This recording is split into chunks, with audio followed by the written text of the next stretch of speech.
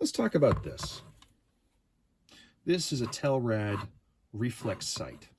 It's an astronomical pointing sight or a guide sight. Not really a finder scope as you might find on telescopes. This has no magnification. Essentially what it does is you mount it on your telescope and you look through this glass.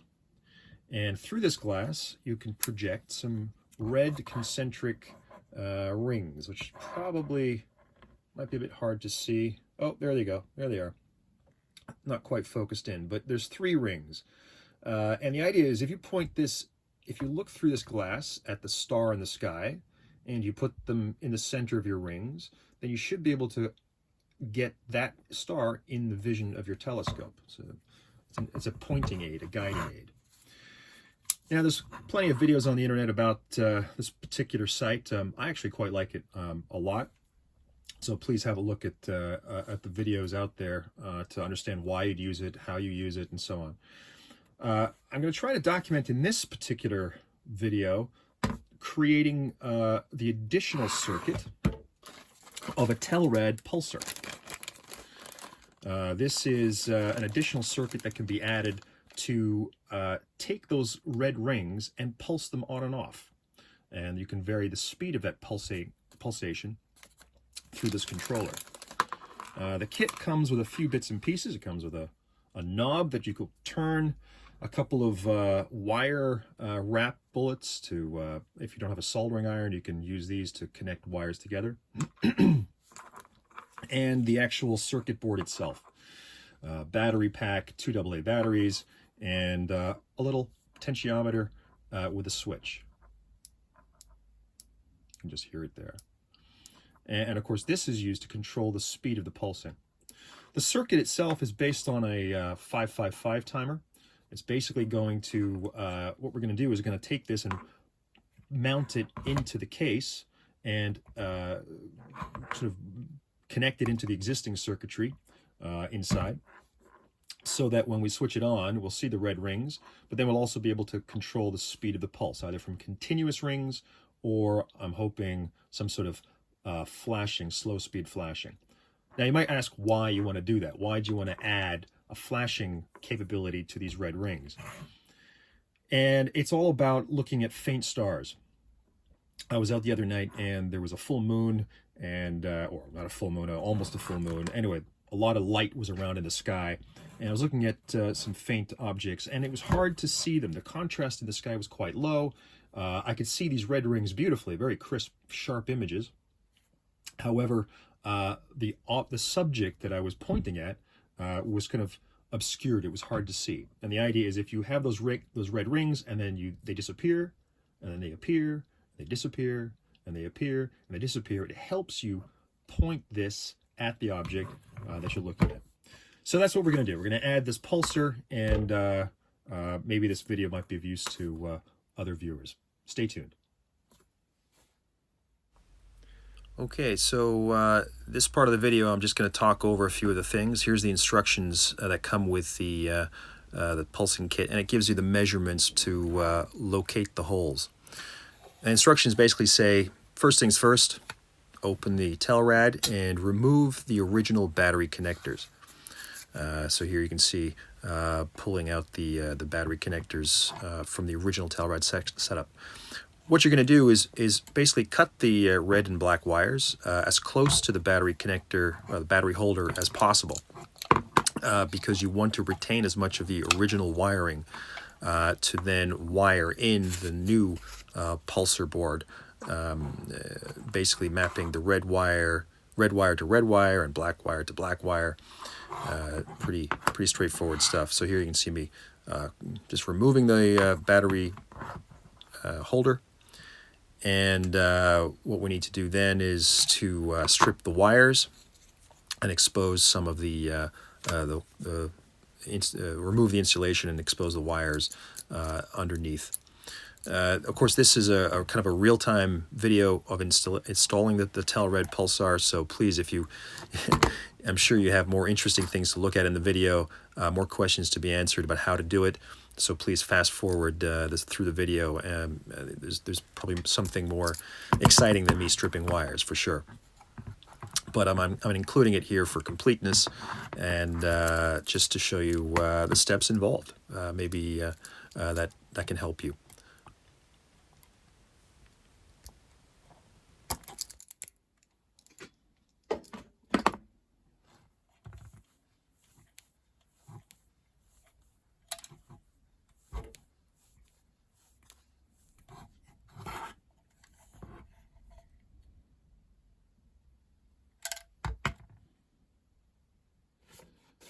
So let's work out what we need to do. According to the instructions, which are in inches, this is the position on the Telrad to make the holes for the potentiometer. I work in millimeters, so let's just do a quick calculation here. Right, 0.7 inches times 25.4 millimeters, 17.78. Oh, well, let's call it 18 mil, I guess. Okay, so that's approximately 18 millimeters. Just write that down there. I've got to do 1/4 of an inch. There's a measurement there, 25.4, 6.3. Okay, let's write that down, 6.3 millimeters, and 1/2 inch, well, 25.4 times 0.5, 12.7 millimeters. Okay, so I've got my measurements in millimeters. Let's start to tape up the section here, put some tape on it, make some measurements, and mark it up. Okay, in the next section, I'm speeding this up a little bit. Simply now measuring out on the Telrad body the location of the holes to be drilled for the potentiometer. Nothing sexy here, but follow the old adage that you measure twice and cut once. So do take your time and observe what you're doing. Again, I'm working in metric here, but that's my preference. The next section of this video will show the actual process of drilling the holes.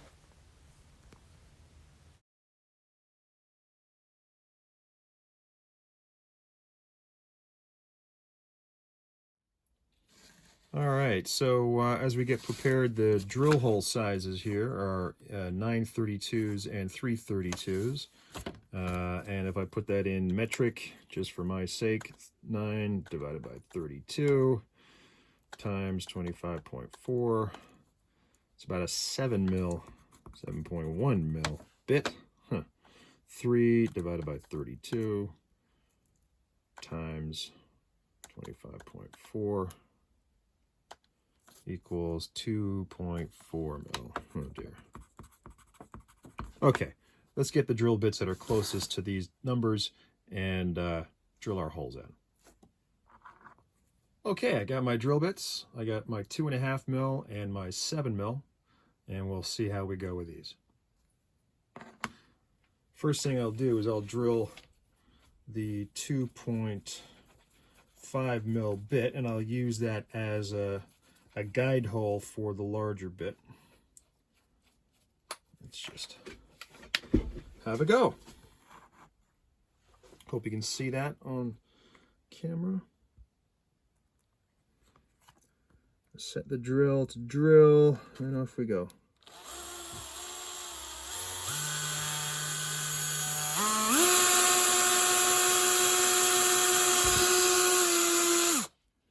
Very neat.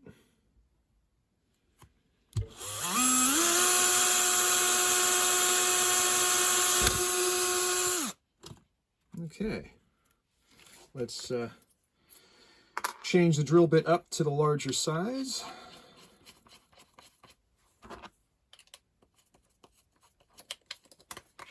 And let's have a go.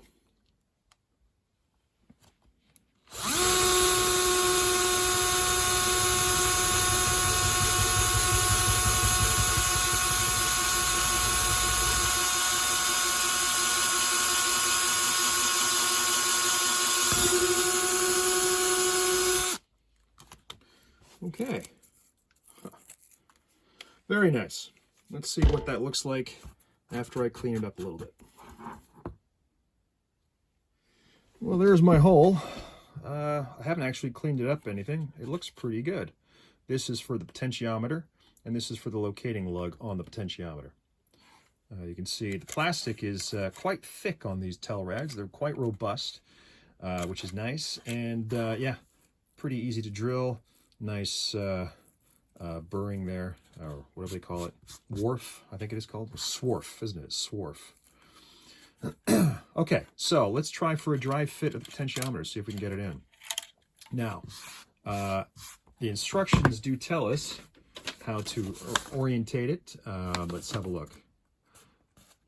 Remove the washer and nut from the potentiometer, position the wires inside the unit, and with the bottom black side of the circuit board, here's the black side of the circuit board, with the bottom side facing up in the open side of the Telrad, feed the shaft through the large hole, then rotate the unit to align the locating lug. So, take the washer off and the nut. Don't worry about these wires for the moment. I'm going to try and get those. You can just see the orientating lug is right there. So the nut there, this is the little lug bit that goes in the smaller hole. I'm going to try and fit that somehow in here. Let's see if I can get it in. Ooh, a little squash and a squeeze. Oh, it goes in. Good. And oh, I need to rotate it the other way. Rotate it so that the board, I guess, is facing this edge. I guess I got to get those wires down there somewhere. Let me rotate this. Let's see if I can rotate it. Yeah. Okay. And if I just pull that over a bit. Perhaps the wires aren't showing you entirely what's going on, but I think almost that's kind of it, don't you? Let me just get these connection wires more easily accessible. They've got to go this way, and they're kind of pinched behind the board at the moment. So let's try and fix that.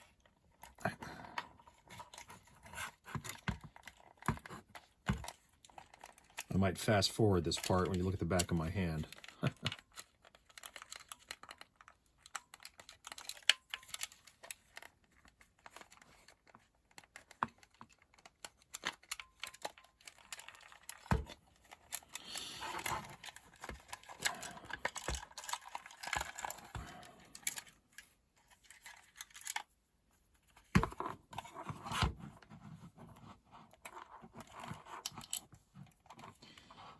Let's see what I want to do.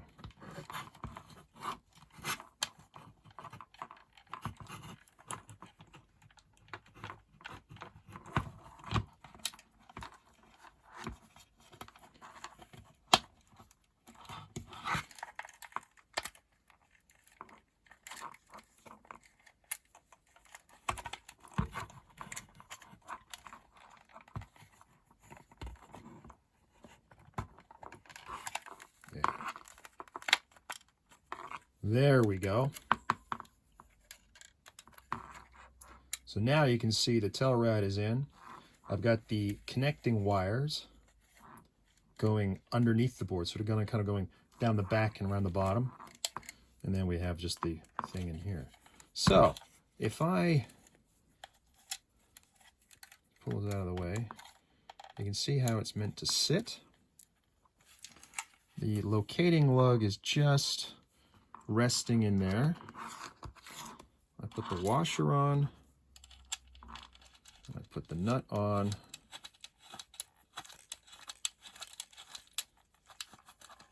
Get it to take up. Whoops. Not quite biting on the thread. Let me see if I get this in. Why is it not biting on the thread?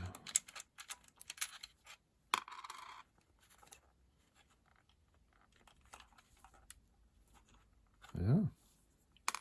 Doesn't look like there's a lot of thread showing through, but there we go. washer on.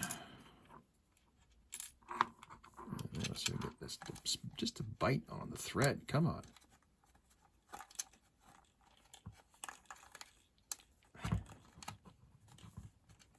Just not enough thread. Tell you what, let's take the washer off and see if we can get it to bite that way.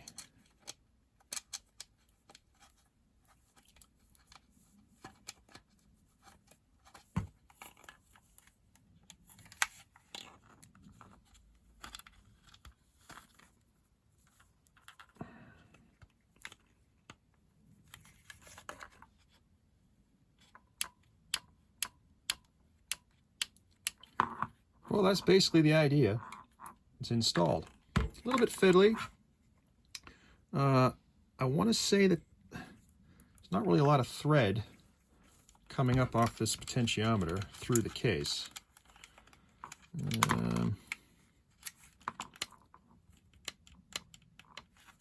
Not quite sure why. Maybe the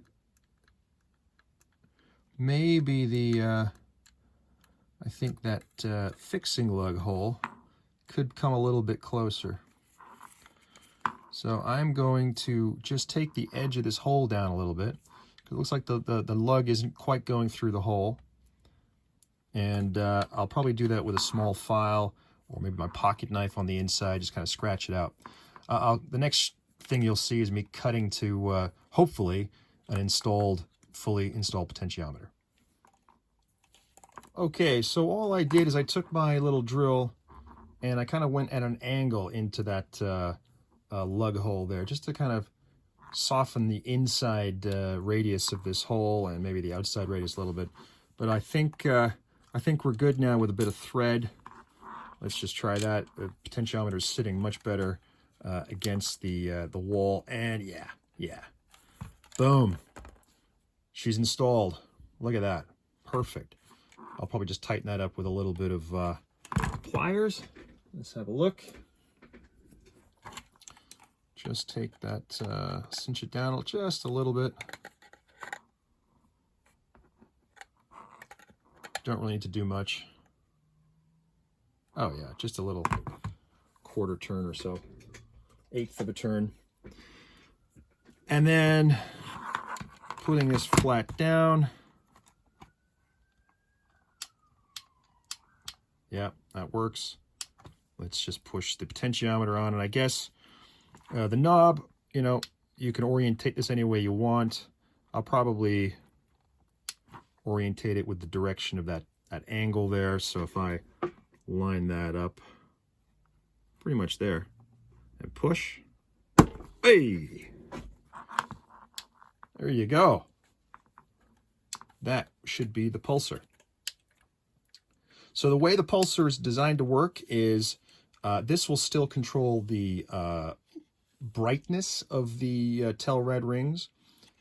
This used to have the on-off switch, but now the on-off switch is over here. So that click becomes the on-off, and then this varies the frequency of pulsing, and I believe if you turn it all the way up, it'll be basically constantly on. Persistence of vision means that as it pulses on and off, you're not going to see any flickering. Of course, you scale that back, and then this will be just luminosity, the brightness. Anyway, let's get it wired up, and let's try it out. Okay, so I've just put in some batteries, and I've just quickly tied the wires together, red to red. So the old red and black battery cables are now connected to the new red and black cables attached to the flashing board. So red to red, black to black. And as I said, this switch doesn't do anything anymore. You can see the reticule down there inside. So we're just going to take a look at this part. If I switch it on now at the new switch, and I turn the brightness up, let's have a look here. See what we can find. There you go. Flashing, oh, maybe once every 2 seconds. On, off. On, off. And as I turn the potentiometer and I just take it up, that's the slowest it seems to go. If I start turning it up, it's getting a bit faster. It's about once a second, maybe. Turn it up again. Clearly flickering. Oh, there we go. There's plenty of feel, plenty of control. It's not a small turn to get these changes. But you can see the idea. Now, instead of having a constant Telrad rings, you can have a flasher, which helps you see the object, then see the lines. See the object, then see the radial lines. So it helps you position things. And I think this is going to be great. So if you keep going, maximum right hand or fully clockwise turn, you get a persistence of vision. You get a perfect thing. Now to the camera, it looks like it's flickering a little bit, but to my eye, that's a perfectly constant red circles. If I slow it down again, yeah, you can see the flashing. And of course, the old intensity is still controlled. You see it's getting dimmer and dimmer, brighter. I must admit, this potentiometer is much more sensitive. It's a shorter throw of the knob creates quite a big change. And of course, if you turn it right down, you don't see anything. This switch doesn't really do anything. And there you go, full intensity. And we can slow it right down. It's working really, really well. I'm very pleased with it. I hope this video has been useful to people who are thinking about this and the potential effect. I haven't seen anywhere the description of how fast or slow the Telrad Pulser works. So this is the slowest setting just before the switch goes off. It's about 1.5 seconds, maybe two seconds per on, per off. It's pretty much 50-50 weighted, so on, off are equal. And you go up quite smooth. Maybe that's something that would work for me. Great. Well, look, it's working. I hope that this video has been useful and not too long-winded. Many thanks and take care and happy, what do they say? Clear skies. Yeah.